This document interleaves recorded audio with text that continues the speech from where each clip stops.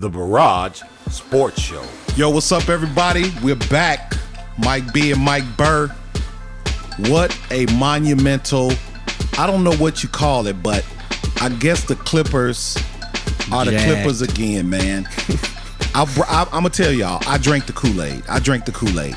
If you checked out our episode 12, I had Denver as my dark horse. Yep. Then episode 13, because I think the Clippers were going to win the championship, I switched my dark horse, and I kind of got a little down on the Denver Nuggets, but man, they put that work in. Jamal Murray, yes sir, Jokic, everything you said about Jokic, Mike BURR, was absolutely true. It's like you prophesied. His passing for a big man, the NBA has changed. Usually, if you had a big man that passed like that, it would hurt the team. That was some of the best passing I've seen, not just for a big guy, but for any player in a big game.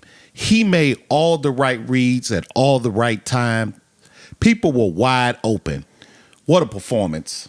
Yeah, I say it once and I'll say it again. Jokic might go down as the most skilled big in the history of the league. When you look at what he can do at his size, his court vision, the difficulty of passes he makes, and he has a great shot, you know. And the thing I like about his shot, most big guys shoot flat, but Jokic, he already 7 feet, and then he puts a lot of arc on the shot. It's just a beautiful shot, and he got it done yesterday. He had the triple-double. Jamal Murray had 40. Wow. And meanwhile, on the Clippers, I think Leonard had 16. Paul George had 14 or something. Lou Will had something. The only person that showed up to play was Montrezl Harrell. The only one that showed up to play. Everybody else needs to try harder next time. But I do have to say one thing. All the people before the season, during the season, that were saying Kawhi's the best in the NBA now. Kawhi's better than LeBron. I never believe that. You can never say that again. Yeah. That's he's and don't get me wrong. People are kind of taking Kawhi way down right now. Nah. But this guy is a 2-time Finals MVP. And what Kawhi did last season was like a Disney movie. Mm-hmm. He made all the big shots, all the big plays. So let's be honest, Kawhi is a flat-out baller. So people are kind of dumping on him now because of the way that they lost. But I'm not going to put it all on Kawhi because when he was with Toronto, they balled out with him. They were 17-5 without him last year. This year, PG-13 didn't carry his water like he probably should have. And then who was that consistent third guy? I mean, Lou Will had a good regular season, but he came off the bench. Montrezl Harrell. Montrezl Harrell did his thing. He did his thing in the playoffs, but he's still, he's 6 man? Yeah, he should have, Doc should have rolled the high hand because Montrezl Harrell, he was the only one that was doing what he did in the regular season or even a little better. Everybody else went kind of down. Yeah, they did. And so I think that kind of impacted Kawhi because he's not like a LeBron James, whereas he could carry a whole franchise by himself. But that's what makes LeBron so special. He could do it by himself, and then if you give him some help, he pretty much has been unbeatable. But if he had more help, if somebody balled out with him, I think we would have saw a better version of Kawhi. You know what I'm saying?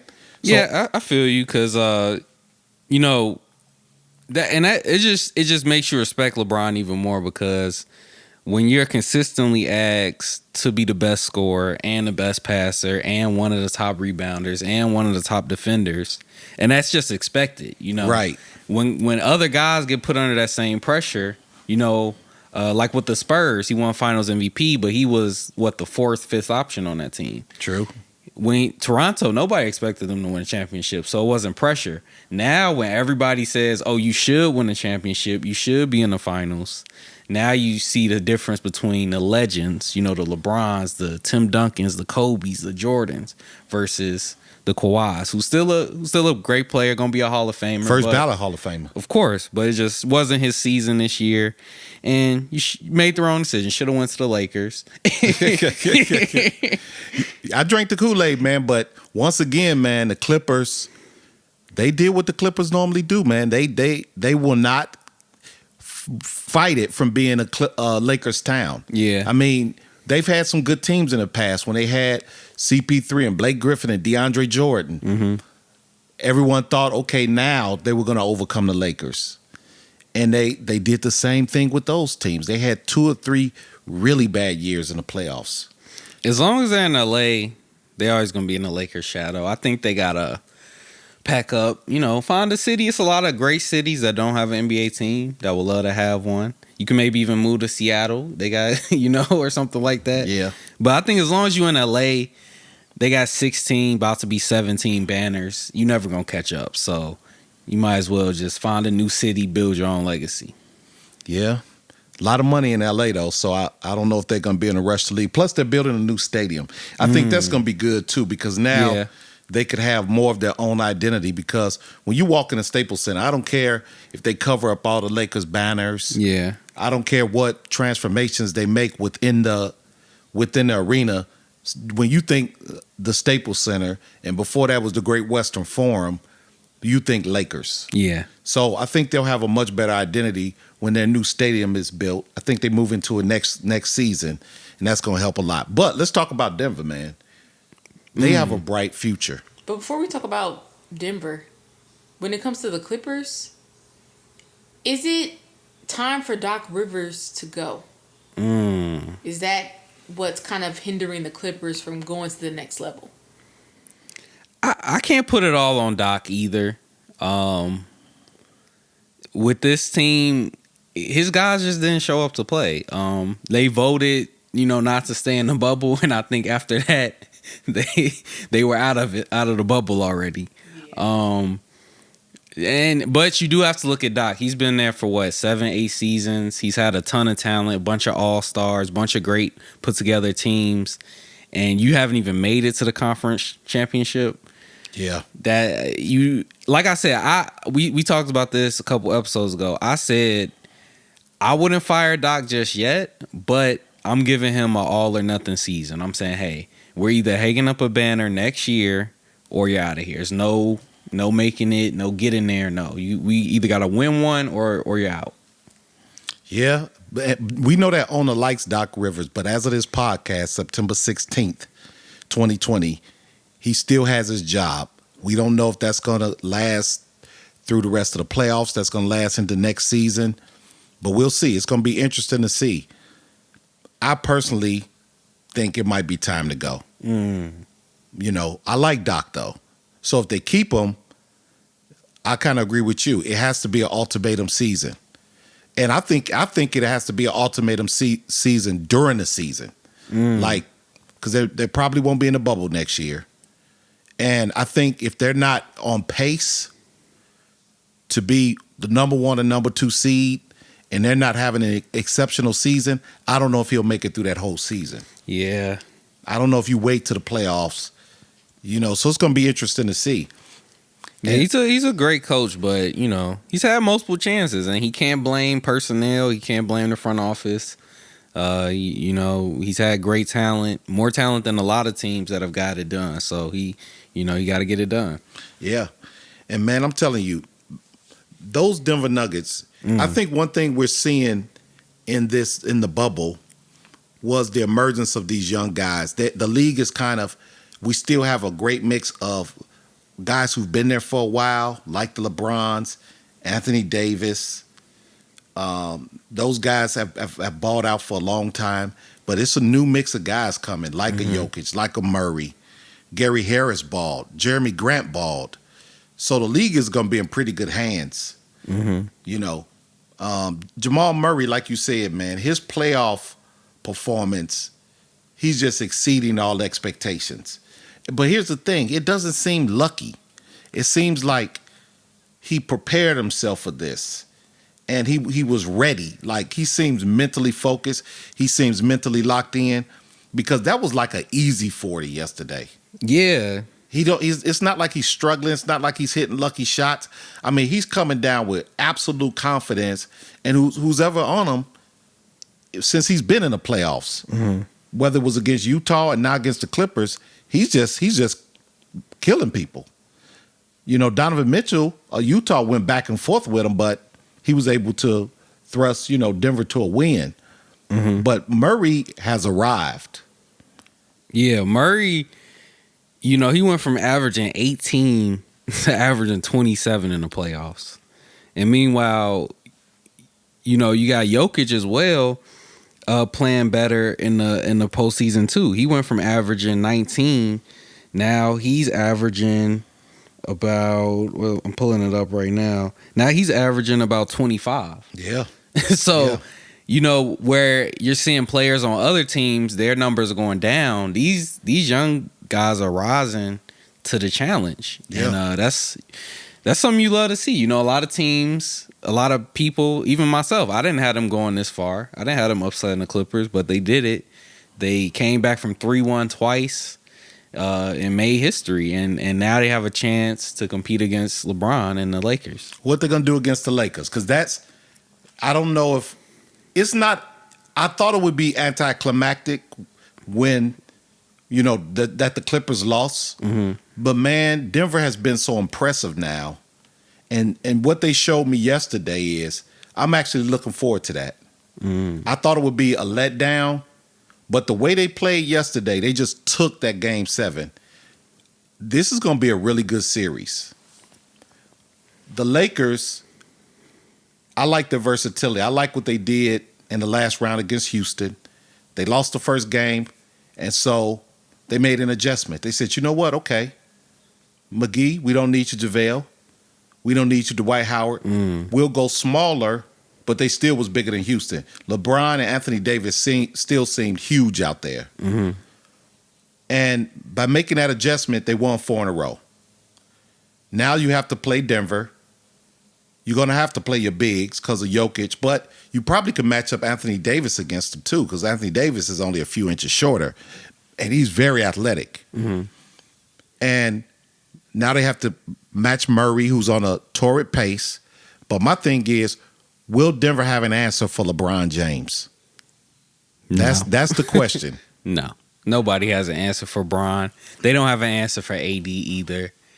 I like Denver. They're scrappy. They're gonna make it probably the toughest series that they played so far.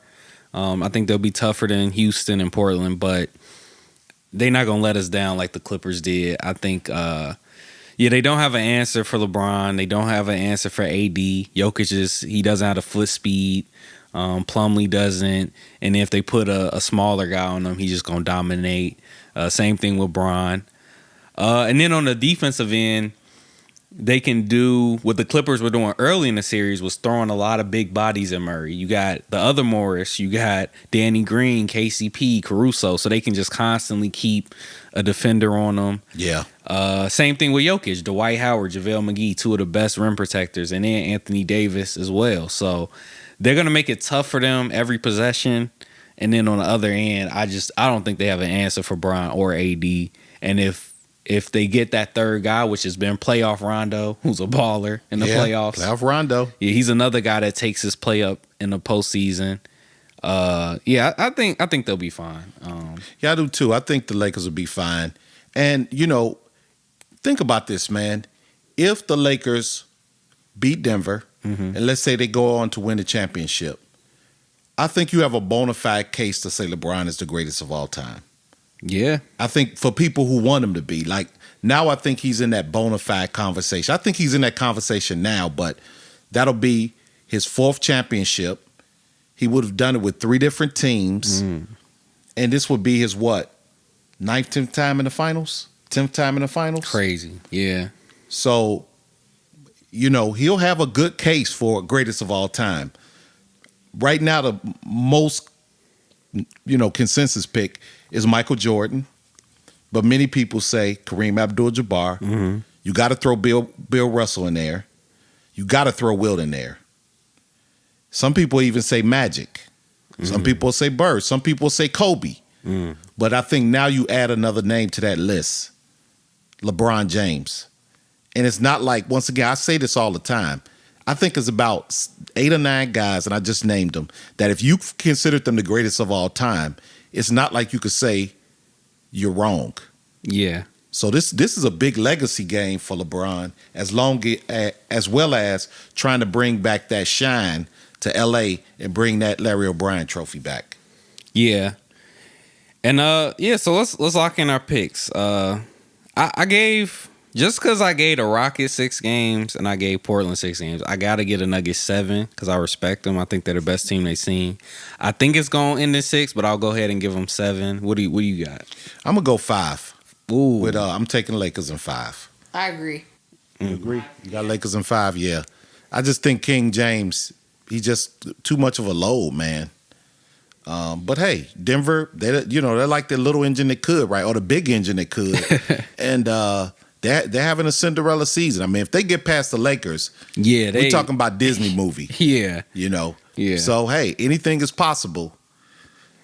And now, then, go ahead. Oh yeah, and then this is a great matchup. We saw game 1 already. Ooh. It went down to the wire. One of the closest games I've ever seen. It literally came down to maybe the greatest block in NBA history. Yeah.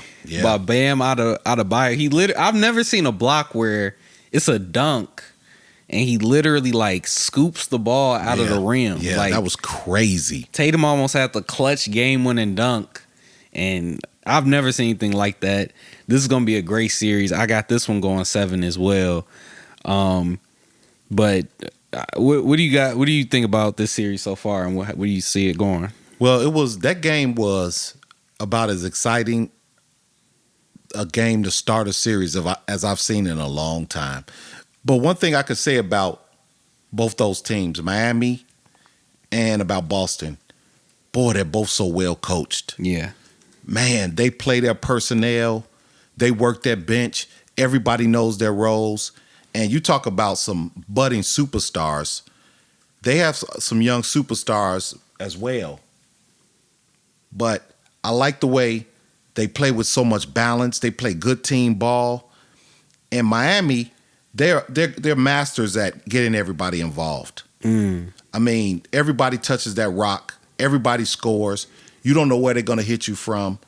I mean, this is just going to be a really good series. And both these teams are just very, very impressive, not only in their style of play, but just in their coaching, the way that they execute the coach's game plans. Yeah, for sure. They have some of the best team unity, and they hit you, like you said, they hit you from all different angles, and they hold each other up. So if somebody's having an off night, somebody's right there to step up. And I think we got to start talking about Jimmy with some more respect. I know we do on this podcast, but I think in the national media, Jimmy Butler is right now, he's the best player in the East. The way he's leading the Heat, the way he has them hooping, has everybody playing together, because he's a big part of that unity and being a leader on the court for them. And then one of the clutchest players in the league. Yeah, he was when they needed him in the fourth quarter and overtime. He was dropping them. He drops them on some of the best defenders on the Celtics. And shout out to the Heat, man. I really like how they play, how scrappy they are, and they're making this a really good series. And you know what? Jimmy's confidence is like infectious, man. Mm-hmm. You could see it through the screen. And I always say this, man. If you ask Jimmy Butler who's the best player in the NBA, he's not going to be politically correct. He's not going to say the standard. Well, that's for the fans to decide. Jimmy's going to say Jimmy, and you could see that confidence permeating through the whole team. You know, Bam is a rising star. Crowder is playing good veteran basketball. Man. Yes, Dragic is playing like a really good, solid vet. Tyler Hero has emerged. Duncan Robinson. He didn't have a big game, but he still make good plays. He's not out there hurting you. Yeah. Kendrick Nunn, he's not having a real big series, but he's a rookie. He's going to be fine. Mm-hmm. You know, I'd much rather have him than not have him. Iguodala is just coming in playing a role. He's not going to impact the game too much, but he's going to be good to have. He's going to, you got a guy with championship rings. Finals MVP. So he's going to help bring the atmosphere to that team.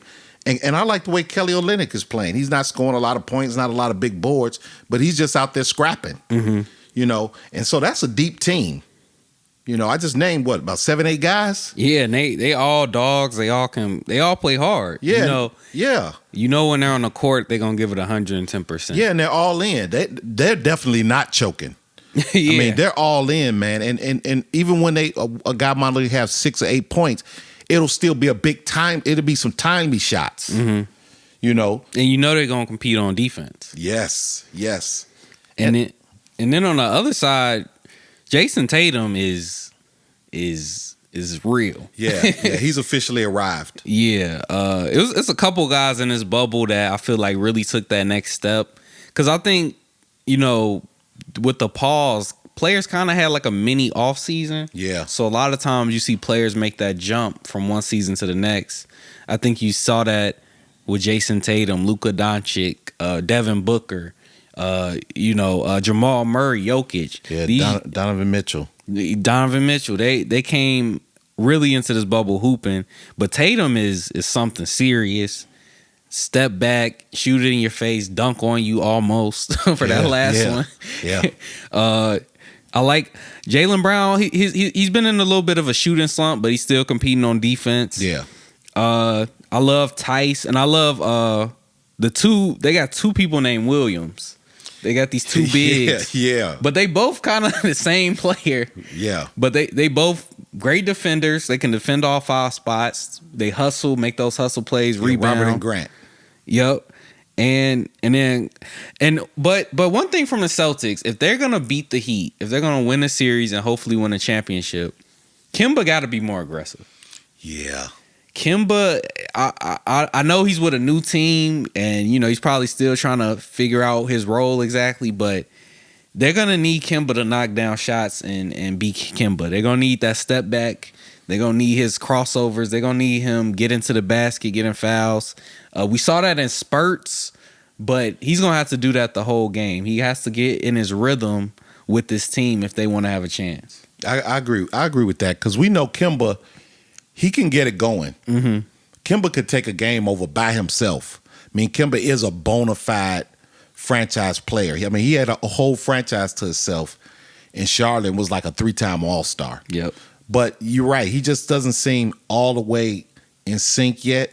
And it could be, even though he's a veteran, this is his first time really going through the playoffs. Yeah. Because he never even got out of the first round with Charlotte. Yeah.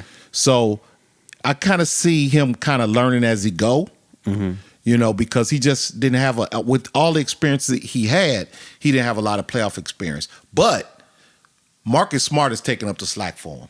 Yeah. Man, that dude is that's the type of cat, he could play on any team for anybody. Yeah. And he might not be the all-star, he might not be the franchise player, but he's a player every team has to have. Yeah. To be successful and to make a run, you have to have a Marcus Smart because he will help you win by any means necessary. He can score when you need scoring. He can run the point when you need somebody running the point. He's a great defender. He's smart out there, man. He knows when to take a charge. He knows when to foul. Mm-hmm. He's throwing some beautiful alley-oops to Tice. I mean, this guy's playing. He's just doing everything. He's like a glue guy that every team needs.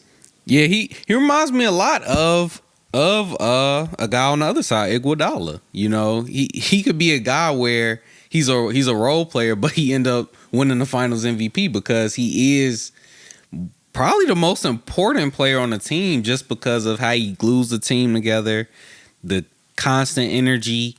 He's just a great player. And then yesterday, he'll have games there. He'll drop you for 20 or 30. Oh, yeah. Out of nowhere, yeah. And pick the team up. He seems like whatever the Celtics need that night, he is. I agree. So, what do you think about this series? I love Boston. I really do. Mm-hmm. But Miami, I don't think they've dropped maybe one game in the playoffs. One in Milwaukee. They've literally been the best team in the playoffs. Yeah. So I'm riding with the hot hand. I believe in Jimmy B. I love the way they balance everything out.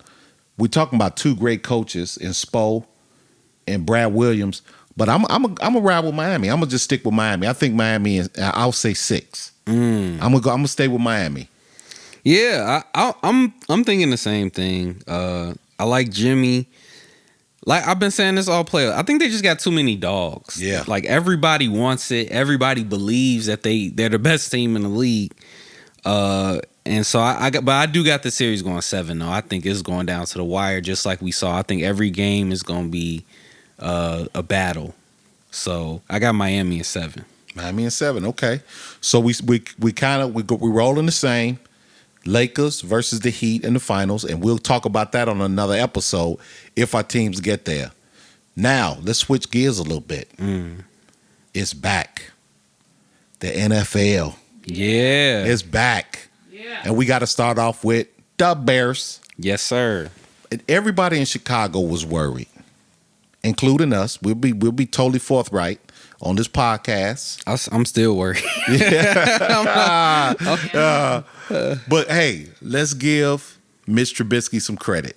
That second half, he looked like the second pick in the Great draft. second half. He threw some dimes. In fact, he even threw the game-winning dime. So hey, let's give credit where credit is due. I know it was against Detroit, but we'll take it. Yeah. We're 1-0. So hey, we're starting at least in the right direction. Yep. And I got to give my boy Trubisky some credit. That second half, he looked like the number 2 pick in the draft. He threw some beautiful balls, and he threw a beautiful game winner in the corner to wrap it up. So we're happy because the Bears started off the season the right way and got a W with the team that they should have beat. We should have beat Detroit. Yeah, I mean, we should Detroit never lose to the exactly. They haven't. Detroit haven't Never. proven that they're going to be a force in this league yet. That was a game we were supposed to win, and we did win. Yeah. Yeah, the first half was shaky, you know, even the defense was shaky in the first half. They gave up a lot of points. They didn't look as dominant.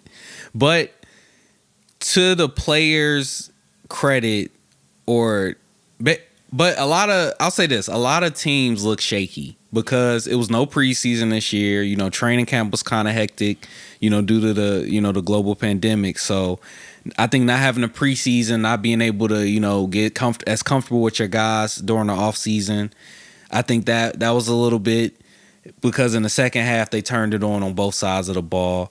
And the offense seems to finally, I know it's just the Lions, I don't want to get too high on it, but it seems to finally look better. Seems we're starting to see Matt Nagy. The running game was consistent.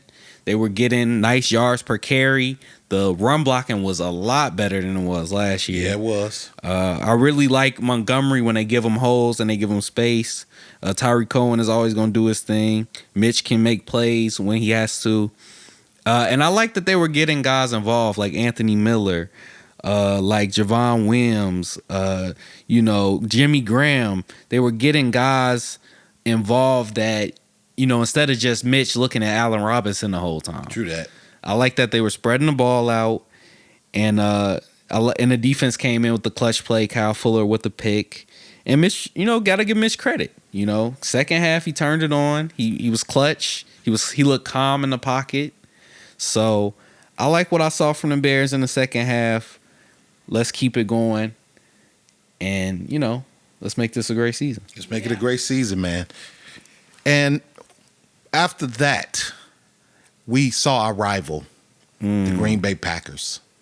They look strong, man. Yeah, they did. They look really strong. Yeah, I hate to say it, but yeah, Aaron Rodgers is looking like he having a bounce back year. Yeah. And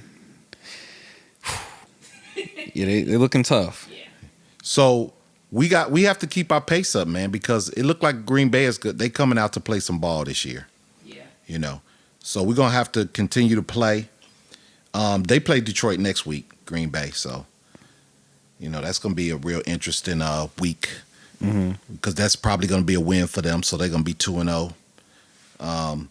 But I like the fact that the Bears played aggressive at the end. But for the Packers to beat the Vikings 43-34, and the Vikings aren't a scrub team, that lets you know they're serious this year. Yeah. And so we're going to have to keep pace with them. Now let's talk about the man, though. Everybody was waiting to see what Brady was going to do. What do you think about Brady in that first game? The GOAT. I know some people going crazy right now, but it's just game one. Like I said, they didn't have a preseason. He's with a new team, whole new offense.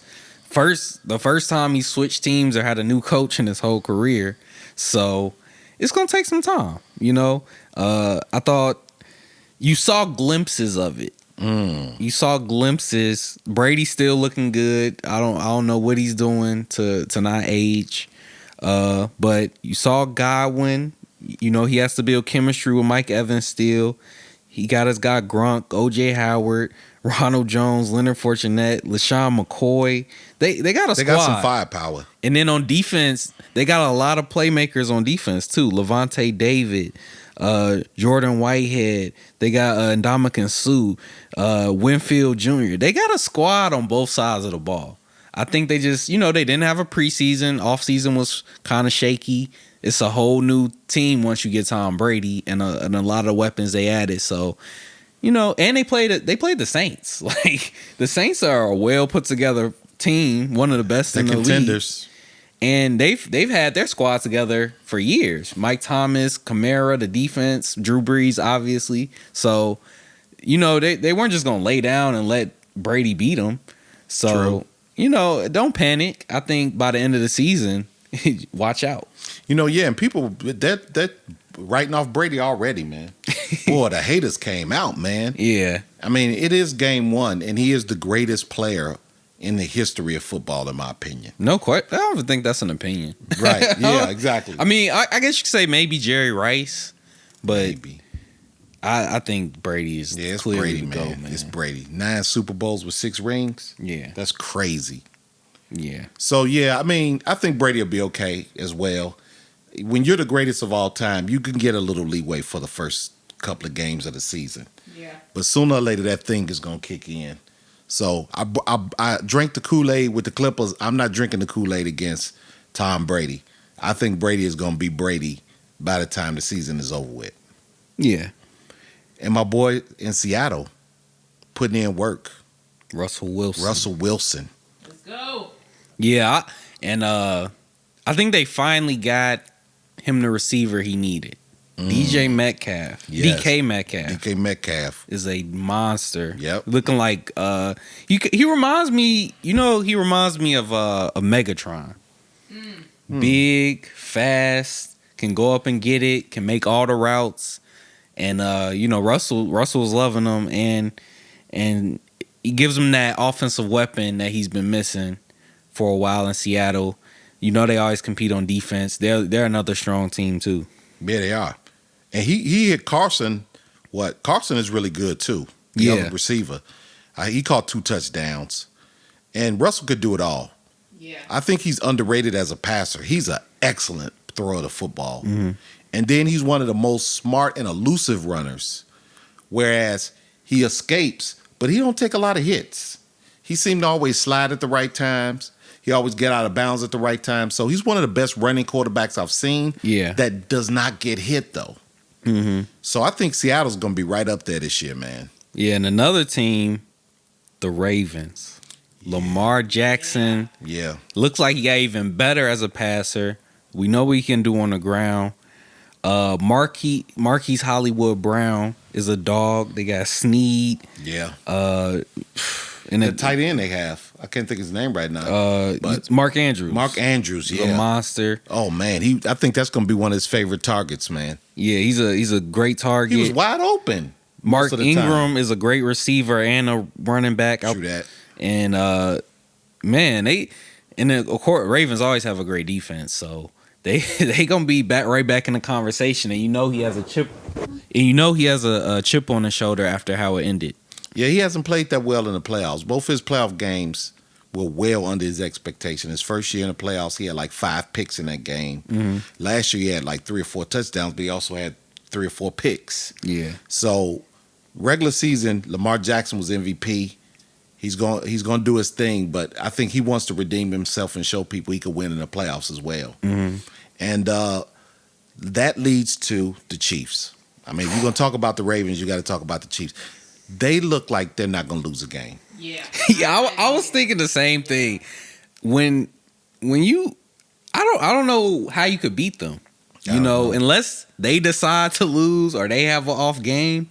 But when it's clicking, they're almost unbeatable. They're almost unbeatable. Mahomes is the best quarterback right now. You know, obviously career-wise, talk about Brady. But Right. Yeah, right now today, it's Patrick Mahomes. Yeah.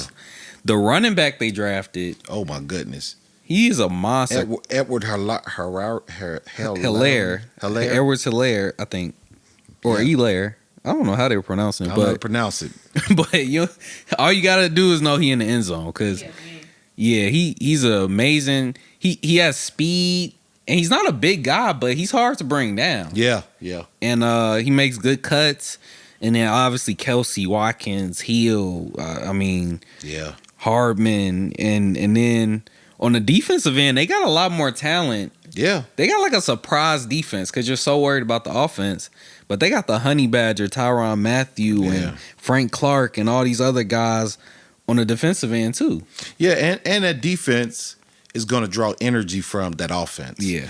Sometimes it hurts a defense when they're making plays, getting stops, getting field position, and then the offense comes in and they're terrible. Yeah, we saw that last year with the Bears. It's right. It starts to wear a defense down. They get discouraged, just psychologically. Mm-hmm. They're just, as the season goes on, you just see them getting discouraged. They're not as enthusiastic. They're getting angry. But this defense of the Kansas City Chiefs will always be fired up because that offense, man. Yeah. You know, you're watching them. If you get a stop, they're going to put points on the board. You give them good field position, they're going to put points on the board.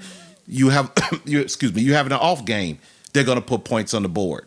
Mm-hmm. So that's going to make the defense even more dangerous because they're going to be able to play wild and loose. Yeah. Because of that offense. And then most games, you're going to be playing from behind. Because if you don't score that first drive, man, the Chiefs, they might go 16-0. I'll be surprised if they lose more than 2 or 3 games in the regular season. Yeah, I think they could do it. I mean, if it's any team set up to go 16-0, I think they could do it. And remember, they weren't playing a scrub team. They were playing a playoff team from last year. Yeah. The Houston Texans. But they made it like it wasn't even a game. Yeah. And Houston can play. You know, it's not like they were playing Detroit or the Bengals or something like that. Mm-hmm. They were playing the Houston Texans. But they made it look easy. Super easy. Yeah. What other big games you like in week 1 so far?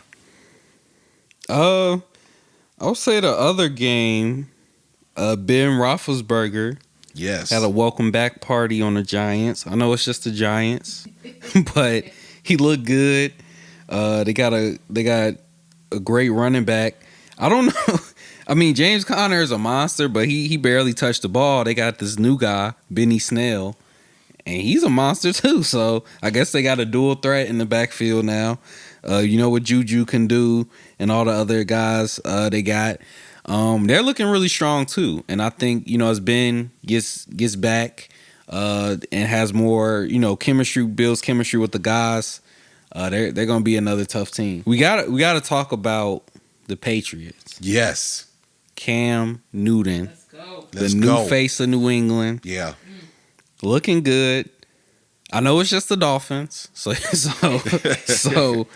you can't get too high on them, but there's something to deal with. They have Belichick has a whole new thing that he's never had, obviously with Tom Brady, is a running quarterback. Yep. And Cam had 2 touchdowns, 75 yards on the ground, another 155 in the air, and they're gonna be tough to stop. I do think they might need. I know apparently Odell's on the trading block. Oh, that'd be crazy. And if anybody could pull off a miracle trade, Belichick is known to do it. Because I think they still need to pass the ball if they're going to want to beat the Chiefs or, the Ravens or the Steelers or any other teams Texans we talked about, or the Packers or whoever else they may play. One of the top teams, they're going to have to be able to throw the ball to. And right now, they just don't have that many receiving options. So, but they look good. I think they are a good team, and they're going to play hard. I think so, too. And Belichick's going to coach. Mm-hmm. So you don't have to worry about that. They're going to be prepared. They're going to have a good strategy. And I think they're going to go as far as Cam could take them. Yeah. Same with Brady. And Brady lived up to it. And now Cam has his opportunity to revitalize his career. Fresh new start. And so it's going to be fun to watch. It's going to be really fun to watch. And if they get Odell Beckham, like you said, that is going to be one heck of a story. To come from Cleveland and everything is kind of dark there. It didn't work out the way they expected. Yeah. And now you land in New England. That would be one heck of a story in the NFL. But I'm rooting for Cam, man. I hope he can do it, man. That'll be real interesting to see if Cam could put that team on his back and get them back to the Super Bowl. Yep. Mm-hmm. So week 2, a lot of good matchups in week 2. The Bears, we play the Giants. That's another game we should win. Yeah, that should be a dub. Yeah. They looked pretty bad. They looked really bad. The offensive line was Khalil Mack, Akeem Hicks. They should have a field day. That's all I gotta say. Yeah, the Giants are unraveling. I mean, they had their heyday, with Manning, and they won a couple of Super Bowls. But you could tell they're in a rebuild now. Yeah, they're starting over from scratch. The Packers play the Lions, so that's probably a win for them. So we got to keep pace with the Packers. I think they're going to lead the charge in the NFC this year, in our division rather this year. So that's going to be a big game. Any other big games you see on the schedule? Got the Patriots Seahawks. Oh, already? That's going to be a big game. We're going to see what they do against a great defense. And then same thing with the Seahawks. We're going to see how they deal with Cam in this new Patriots offense. Then another game, the Ravens play the Texans. Yeah. That's going to be a good game. I'm looking forward to that. Deshaun versus Lamar. Right. And then you also have the Rams and the Eagles. Yeah. The Rams look good against the Cowboys this week. And the Eagles, their team with a ton of talent that needs to, get over the hump. They lost to Washington last week. And Washington is, don't sleep on Washington. They're more competitive. Dwayne Haskins is starting to develop. So, but the Eagles should be more talented than that. I agree. Yeah. And another good game, and it's kind of ironic. The Tampa Bay Buccaneers played the Charlotte Panthers. And I know Brady is circling that game, but I guarantee you Cam is circling that game too. Because Cam is going to be rooting for the Bucs. For sure. Because he left Charlotte kind of poorly. But it's going to be kind of ironic because that's going to be a game that Brady is definitely going to want to win. Yeah. Because he does, even though that's Cam's old team, I know he's still going to feel that kind of shadow that Cam now is on his team, and now he's playing against Cam's old team. So I think that's a game that is actually going to be highly competitive because Charlotte's going to want to prove that they could win without Cam. Then Brady's going to want to prove that he could beat the team that Cam came from. And then Cam's going to be rooting against the Patriots. Against the Charlotte Panthers, because you always root against your old team when you left on bad terms. So that's going to be a real fun game to watch. Yeah. A lot of storylines. Yeah, and the Panthers did replace Cam with Teddy Bridgewater. Still got McCaffrey, still got a lot of talent on offense and defense. So it's going to be a competitive game. I think so. So it's a good week for the NFL. And then, of course, the team everybody wants to see, the Chiefs. They play the Chargers. Both teams had a good week 1. So I think that's going to be a pretty good game. But I just can't see anybody stopping the Chiefs right now. No. Yeah. It's gonna be tough. Like I said, unless they have an off game, I don't see another team beating them. Okay, I agree. So the NFL is rocking. The go. NBA is rocking. April, what you got for us? So a lot of things are rocking. In the spirit of the NFL, the Browns are allegedly shopping Odell Beckham. They don't want him. They don't want him. Yes, they're probably the most disappointing team because when you look at them on paper, they should be in the championship conversation on paper. But as you know, games don't get won on paper. That's true. You can have as much talent, and you got to go out there and win games. And I think, they're probably trying to do a rebuild, or just trying to, maybe they think they have bad apples and they're trying to just bring in some fresh faces. But like I said, a team that was probably, a team that's going to put a bid in is the Patriots. That's going to be crazy. Him and Cam would be something terrible. And, Belichick, if anybody can, get Odell to focus and play hard, it's Bill Belichick. Yep. True. Yep. Okay, well, moving on to tennis. Serena Williams, she lost in the semifinals. She's trying to tie the record for the most majors won. She didn't make it. Naomi Osaka, she won her second U.S. Open, third major title, and she's only 22. Wow. Wow. Yeah, she's impressive, man. And I like the fact that she's half Japanese, half, Haitian? Haitian, yep. But she really reps her blackness, and she reps her Japanese side. I love the fact that she does that culturally, because I think she's really like a leader with the younger generation. She's very socially active. I think she's a really good role model, and I think she's the future of tennis. I think she's the girl that's going to, or the woman that's going to succeed Serena Williams. I think she's going to be holding that crown down in tennis for a long time. Yeah, I mean, she already has 3, and she has a lot of years ahead of her. So she's going to be coming for that record right after Serena breaks it. Yeah, I think she is a star in the making, man. I really do. Yeah, then we have Dominic Thiem of Austria. He won the U.S. Open. On the men's side? On the men's side, yeah. Djokovic, he got kicked out of the U.S. Open because he accidentally hit that umpire with a tennis ball. Oh, yeah. Out of anger. So Dominic Thiem can thank Djokovic for... Accidentally. Yeah, it was an accident. That was an accident. But he was the favorite, though. Yeah. Djokovic was going to win the U.S. Open. Federer nor Nadal played because of COVID and everything. Djokovic was going to win. So Dominic Thiem, I know you're happy right now. Took advantage of his opportunity, baby. You gotta get it done.